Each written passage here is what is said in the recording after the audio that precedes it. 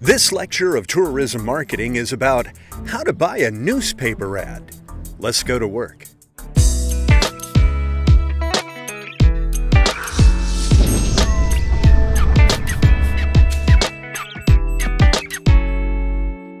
One of the things I want to talk to you about when we speak on the subject of newspaper advertising is that it's really not possible for me to sit here in Hungary and give you advice on what's a good price to pay.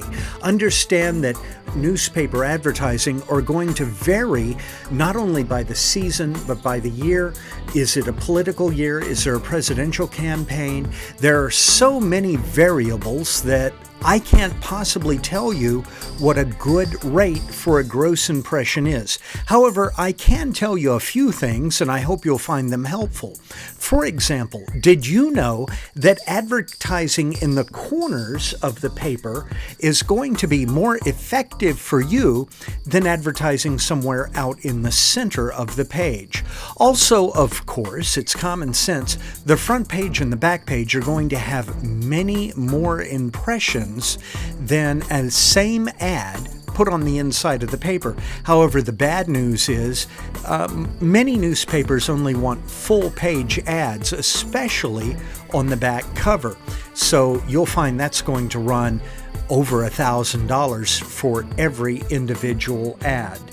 Now, if you double the size of your ad, you would assume that you would get twice as many views, twice as many gross impressions. But that's not true. If you can afford to double the size of your ad, you'll find the number of impressions grows exponentially. So get a bigger ad, you'll find you get a lot more action from that ad. Now, do you remember earlier in these series of lectures, I talked to you about something called spaced repetition. Spaced repetition is hugely important, and I want to give you an example of how that happens right now. Some of the most effective advertising I've ever done in my entire life involves spaced repetition in newspapers. What happened was I bought a small ad, just a little ad, and there was only room for the logo, the name of the company, our special, and a phone number. That's it. It was a little tiny ad. But the thing is, I ran that ad on the same page in the same spot for months, for over a year and a half, 2 years. And over time, people knew where to look for that ad, and the ad became more and more effective. You see, the story is, we humans are creatures of habit. You get up in the morning. If you're a newspaper reader, you're likely to have a cup of coffee, sit down, read the paper. If you like the sports section or the lifestyle section or anything in particular, the news section, you're going to read those same sections every morning. What happens is you see the same ad again and again and again. And so pretty soon you know where that ad is, and you've got a real good idea where to look when you're in the market for that particular product. So spaced repetition is an awesome way to advertise in the newspaper.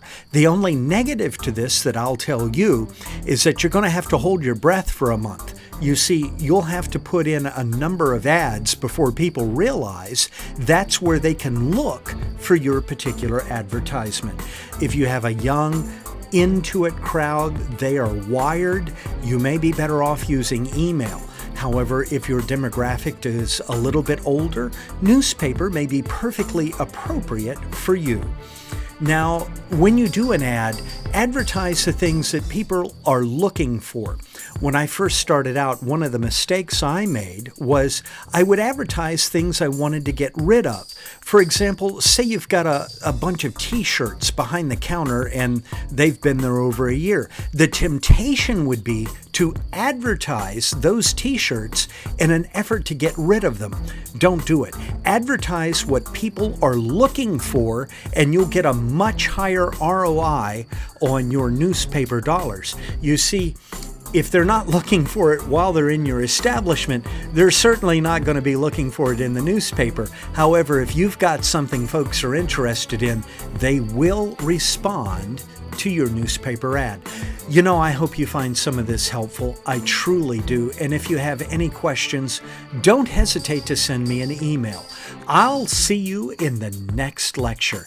Take care, guys. Bye-bye.